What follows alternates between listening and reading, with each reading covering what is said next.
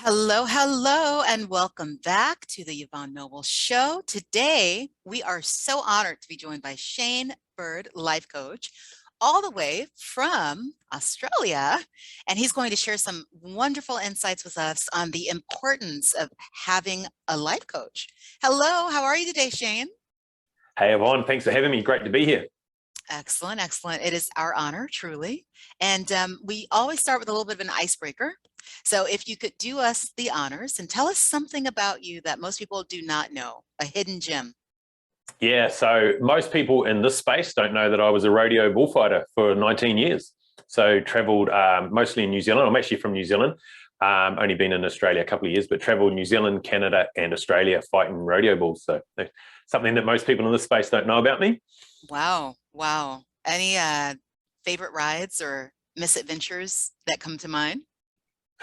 Plenty of misadventures. I don't know if there's a favorite one. I, I just love the challenge of it. Like, to be fair, like it's a massive challenge. You know, you're outweighed 10 to 1. You're in a situation where you're facing something that has its own mind and will do whatever he wants or they want. So it's a matter of really pushing yourself to the edge, to the limits, which I think is why I love it. You know, there's the adrenaline and all that, but it was that personal push to actually face a challenge, face a fear, and overcome it in the moment without the ability just to blow the whistle. It's not like a football game where the ref can blow the whistle if someone's down or hurt. It's Absolutely. actually you're on your own. You've got to keep going because there's no way out. You know, there's no way out. You have to really look after yourself. Wow. Wow. So I understand you shared that you were actually born and raised on a farm in New Zealand, and then you left school and you served about 6.5 years with the New Zealand Army, and that's where you were gaining qualification as a carpenter. But then Yep. you returned to farming. Can you tell us a little bit more about that element of going full circle and being back where you started?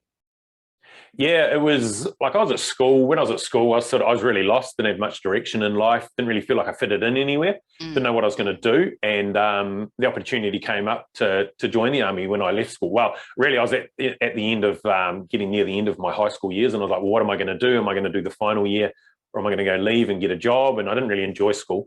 And wasn't sure if I wanted to go farming. So I thought, well, I'll go join the army. So I was as young as you possibly could when I joined the army, straight into the New Zealand Army. And it was great. I was, when I joined, I was just like, oh, well, I'll just stay here for 20 years because that was the terms of agreement. all right. But after about 5.5 years, I realized that I'm a very practical person, like hands-on, the doing, out there doing it. And what I realized is with the evolution of the army is you end up getting closer and closer to being stuck behind a desk and managing people only.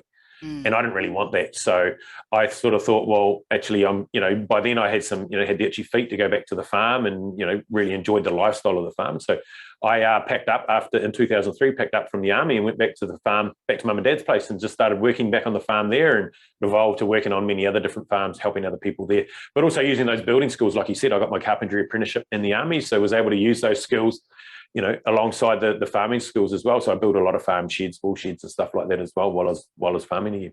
awesome. Awesome. But tell us about 2015. What changed? Oh, yeah. So 2015 was interesting. Actually, speaking of the rodeo stuff, I was talking to a good friend of mine who was running bull riding schools, and he said he did this Tony Robbins seminar. And Mhm. I'd never heard of Tony Robbins. I'm sure most people here know of Tony Robbins. I'd never heard of him. And he mentioned him, and it just sort of piqued that curiosity about what he was covering and what he talked about. So 2015, I actually rewind. It was quite a few years before that actually my mate had told me about Tony Robbins, and I had some CDs that I've been listening to for about 3 or 4 years, just over and over again. And then I finally, 2015, went, actually, I'm going to go to one of these seminars, and that's when I went to the Unleash the Power Within, the UPW, and it really just shifted the way I saw the world, which was a big, big, big shift for me. It opened up so many other opportunities and led down a whole rabbit hole, sort of different personal development stuff.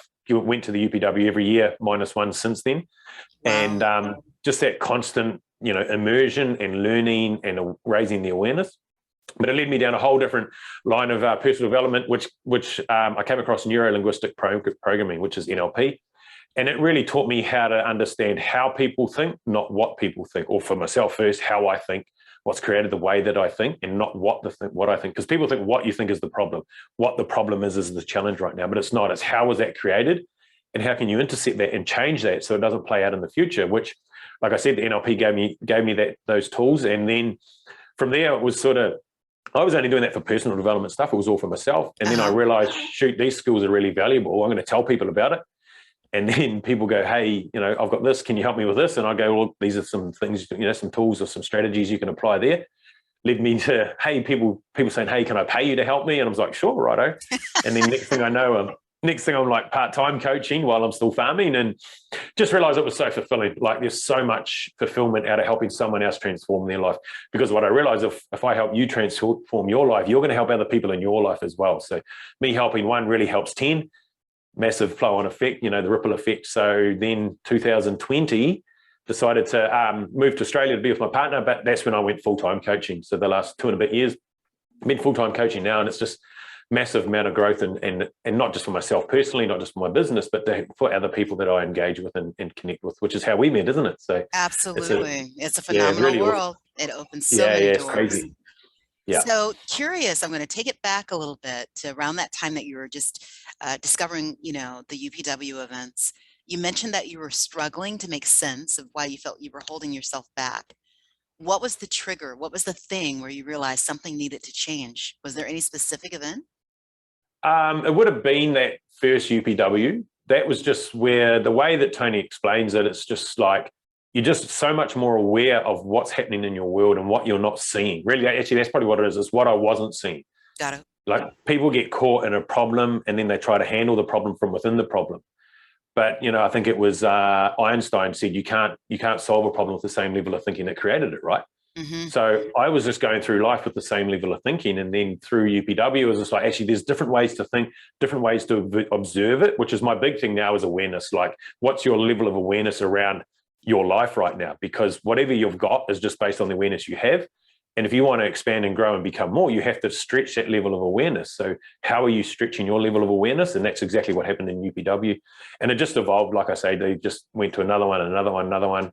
And just every time I go back to UPW, I get another level of awareness because I see it from a different angle already.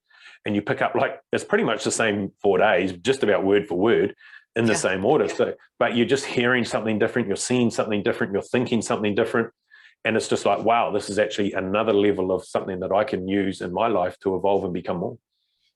That is beautiful. Just the dynamics of growth and the element of where you are personally. And I love how you describe too that element of a ripple effect, because I think that's something that coaches are driven by. It's almost like adrenaline for us to know that you are not confined to the person in front of you, but whomever they go out and help, and then whoever they go out and help. And, that just continues giving. That's phenomenal. Very, very curious though, as you've been going through this natural progression, like you said, you did this for yourself. And once you understood the power of this transformation, you were actually invited to be paid by others. It's not like you even went seeking for it.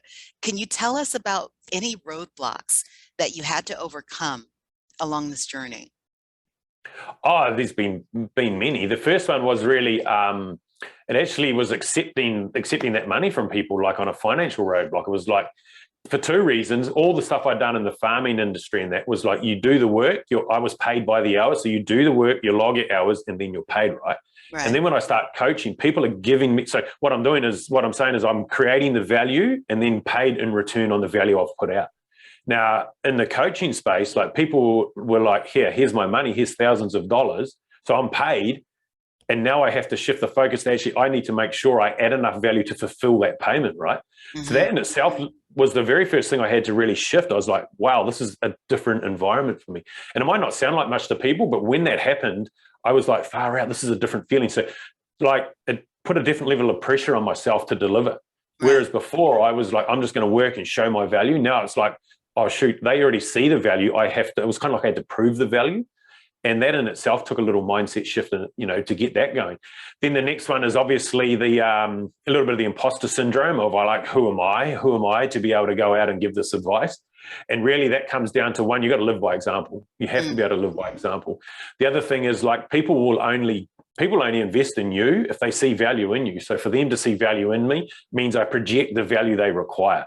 And once I understood I'm only ever going to project out whatever I'm capable of receiving, another big shift there. Like you won't get paid unless somebody knows you're worth it. There's 100%. That's just a fact, right? So that was another shift in there. So they're probably the two big ones that really started initially.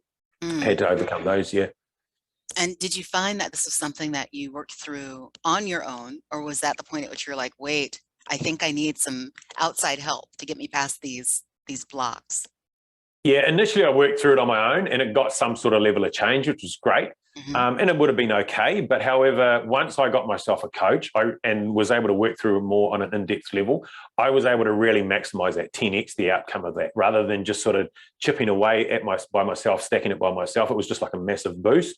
So Mm. it really got me ahead. And so really, you can do things on your own. There's no doubt about that. But if you want fast, long-term, big change, then you need to have someone in your corner, because then you're having conversation with someone who has a different awareness on that situation, which again comes back to the awareness. They give you another different perspective, which means you can then apply so much more, so much faster.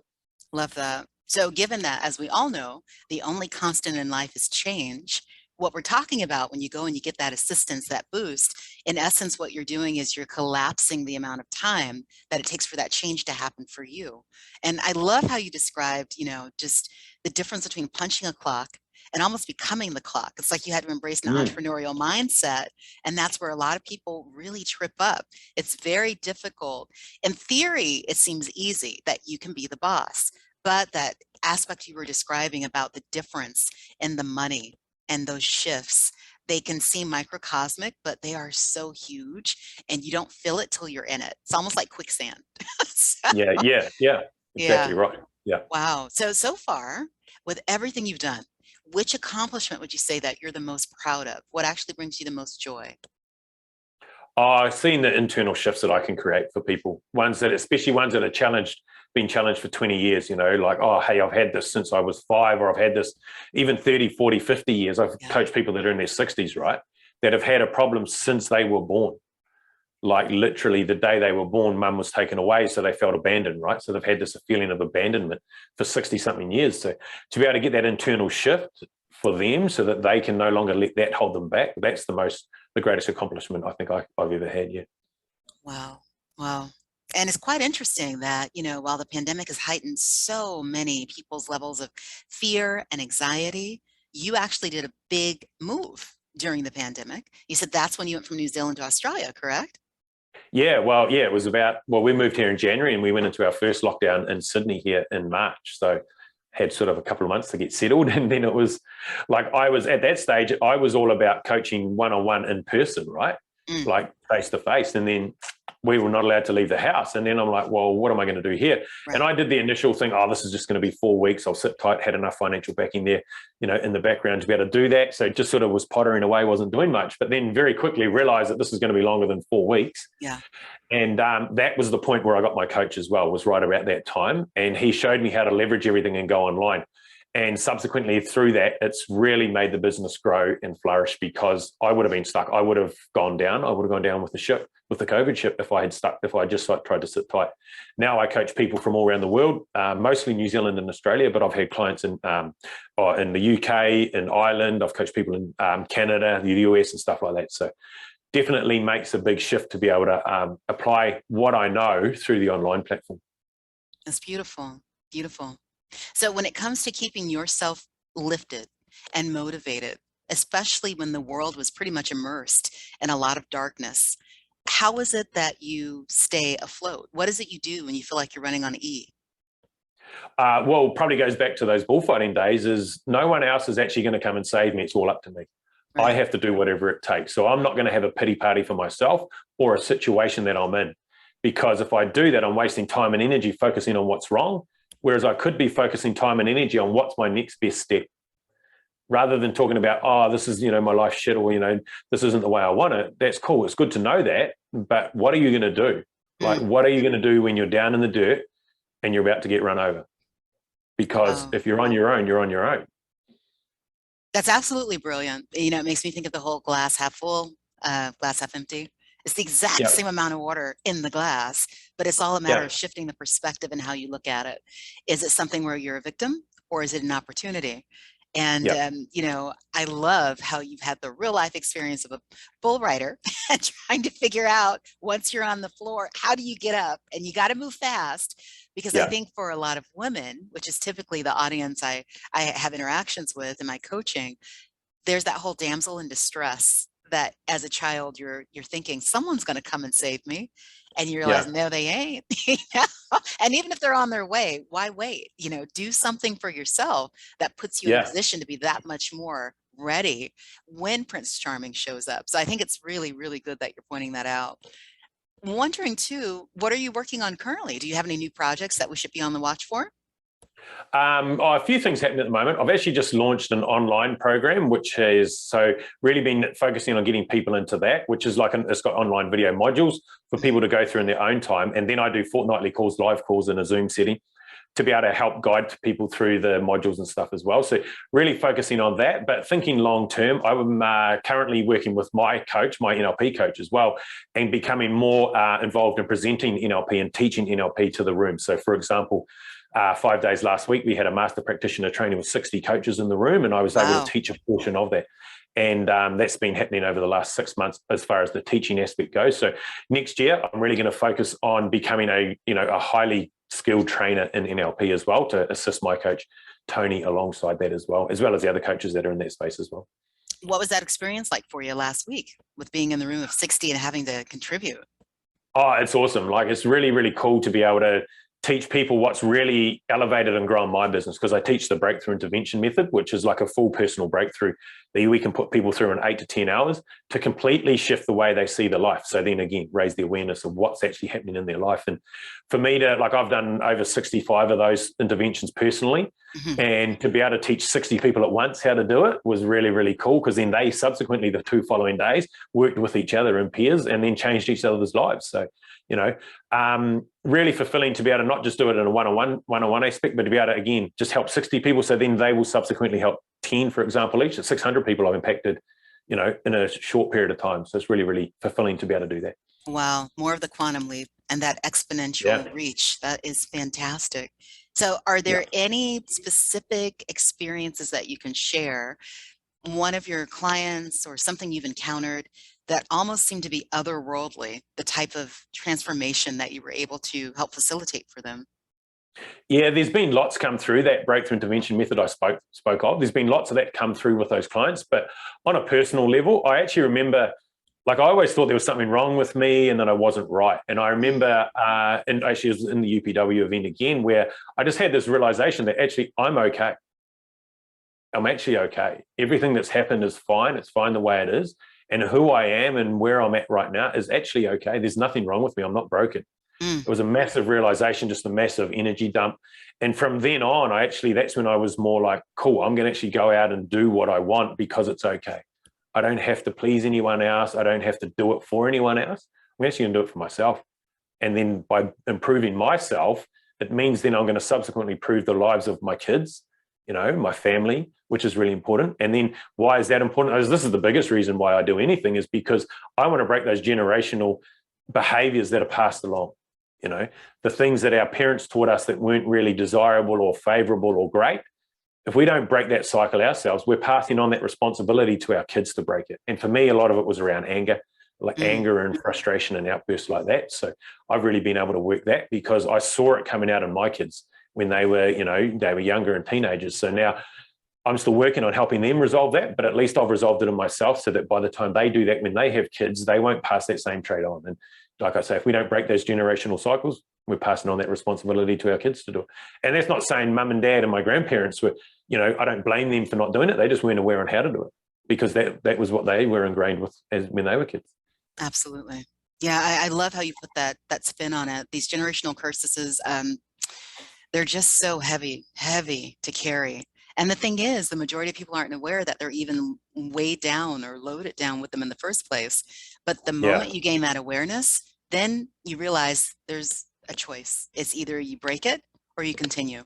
There's no middle ground, because even if you say, well, I'm just going to hold off, like the waiting can do so much damage because you're compounding the effect when you finally try. So I think that is great. That is just beautiful. So question, what's your opinion? Do you choose your calling or does your calling choose you, and why? Oh, it's a great question there. I don't think I have an answer to be honest. I just allow myself to be guided, right? So if I'm guided to a challenging situation, then maybe I'm called to that, right? Right. But then once I resolve that and overcome that, then I've strengthened myself. So the short answer is there an answer? That's most people's reply. Notice I'm not going to guide you one way or another. I mean, we make decisions about our life. We're constantly making decisions, which is us choosing our calling, I guess. Yeah. But then, we're probably called via those decisions, we're called to a situation which is going to help strengthen and grow us. So. Love it. Love it. So aside from your coach, who would you say have been your top 3 sources of inspiration? Who's helped you to really catapult to these new levels? Oh, well, the first one, it would be Tony Robbins, because that's where it all started for me, most definitely. And because I've done so much of his stuff. Another one would be my partner, because she really helped me, believe in myself that I could be a coach as well. So yeah, definitely with her. The third one, actually my son. I've got a 20-year-old son who's in a wheelchair, and the last 2 years he's put a massive amount of effort and focus on improving his physical body. So yeah, that's definitely him as well. Yeah. Got it. Got it. And I want to go back to something you referenced, because those are all such bright, shining lights for you. The imposter syndrome.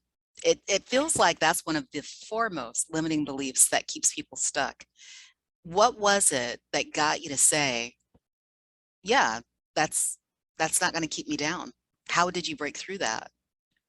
The way I see it is, if I feel like, a couple of ways to look at the imposter syndrome is like, if I'm in a situation where I'm going to start a business or coaching someone, like, who am I to teach those people, right? That's an individual imposter syndrome with an individual situation. The other one is in a group format, like you join a mastermind or a coaching program and you see all these high achievers, you're like, who am I to be in this room? So on that one, on the group one, it's like, that's exactly where I want to be, because it means I'm going to learn from them.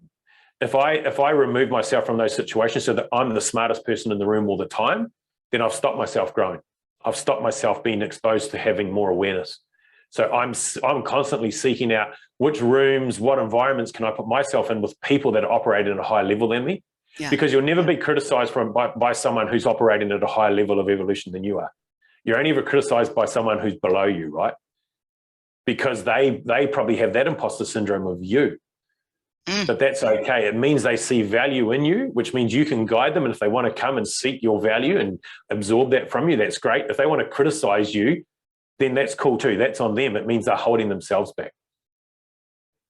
And it just means they don't believe they can do what you're doing. It's not like that. Like if someone goes, oh, you can't do that, that's not possible. They're not really saying you can't do it. What they're saying is, I don't believe I could do it if I was in that situation. Yeah. Yeah. Yeah. And that's what you're describing is like next level growth, because it not only has to come from within, but you have to comprehend when negativity comes at you, that it's not an attack by any means, that if you take every criticism and you take it as a compliment and you're flattered instead, that you understand that you almost have this obligation to help others understand that they can be great too. And just a little tiny, shift of the dial of the knob, you start seeing all these possibilities. And I can't even tell you, Shane, how many women come to me and they're like, I am so tired of being the biggest person in the room, because that takes a lot of work when you're the person that everyone is running to and asking and begging, help me, please. But just again, the life experience that changes if everyone tries to get in the room and have this collective energy experience where you're not at the top, where now you can expand and get closer to those that are. And you just do that time and time and time again. Where are you a year from now, 5 years from now, 10 years from now? It's just beautiful, limitless possibility. I love that. Yeah. I also I look at it 2 ways. I actually like being the smartest person in the room sometimes too. But when I'm coaching my clients, reason being, I go to that other room to get the knowledge, I implement it in myself, and then I pass it on.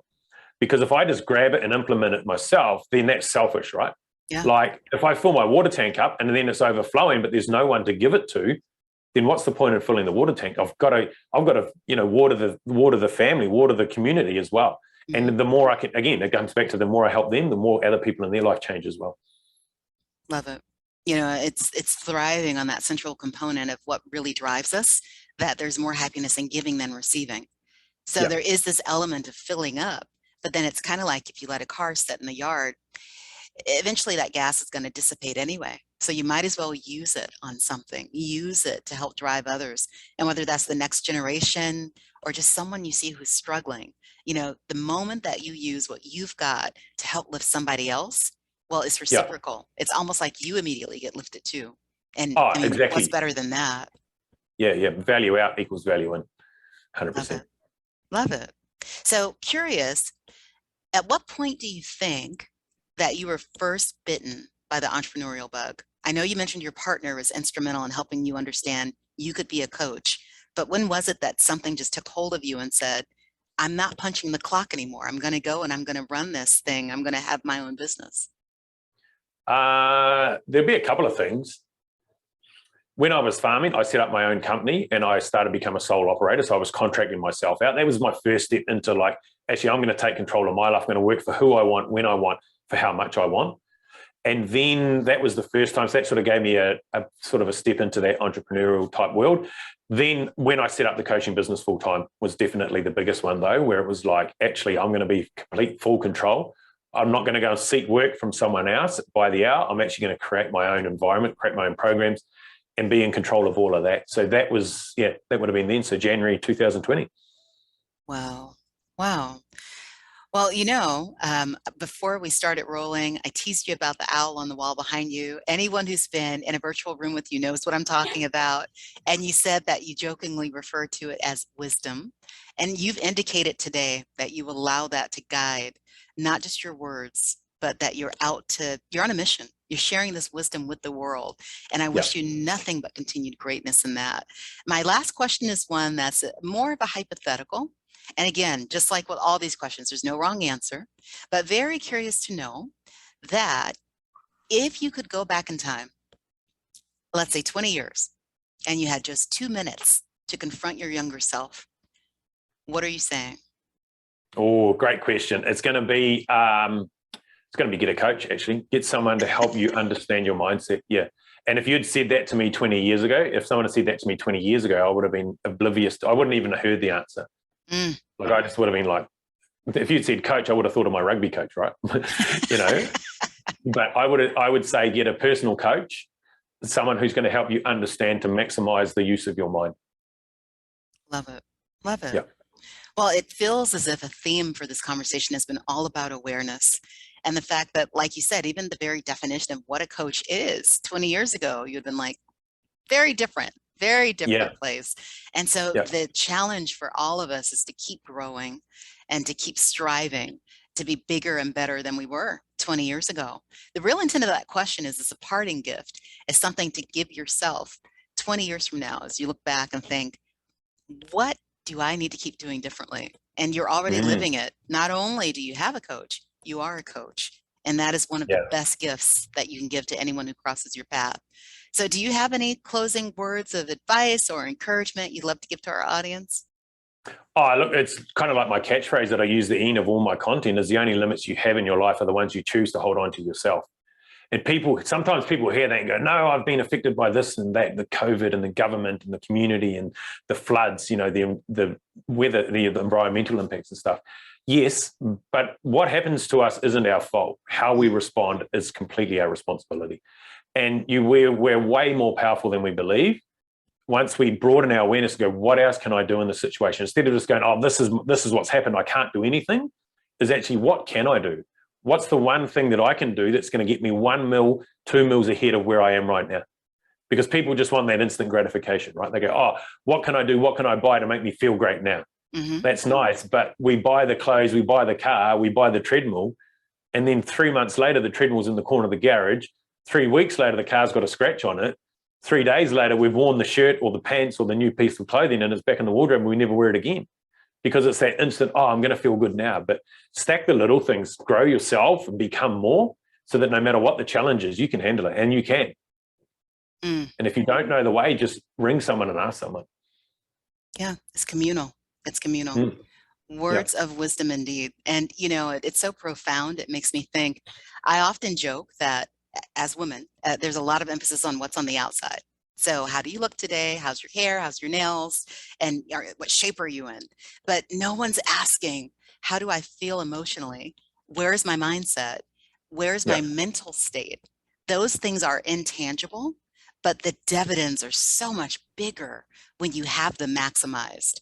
And the other Yeah. things are going to follow suit anyway. So, yeah, you're right. Everything that we choose is going to determine our tomorrow. And if we want the Yeah. best tomorrow, make the right choices. So, we are so, so honored that Shane Bird was in the house. And we, of course, wish you nothing but limitless continued success. I will make sure that in the write-up, we have every conduit by which you can be reached.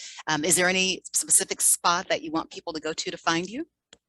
Look me up on Facebook is the easiest way. And if you just look up Shane Bird, or I have a group called A Farmer's Mind Shift.